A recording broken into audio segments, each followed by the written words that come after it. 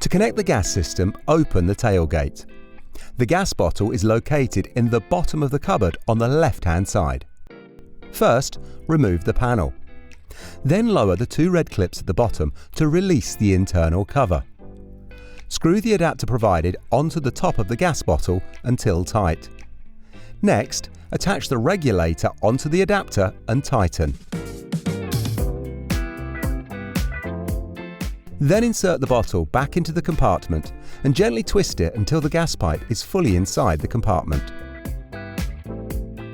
Then use the strap to secure the bottle in place.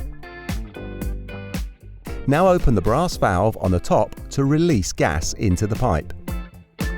Finally, replace the internal cover and raise the two red clips again.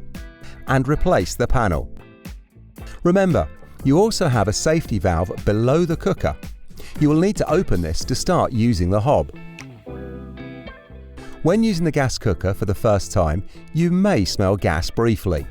Fold up the cover, push in the control knob and turn it to your desired position. And with the control knob still pressed, press the igniter until the gas is lit.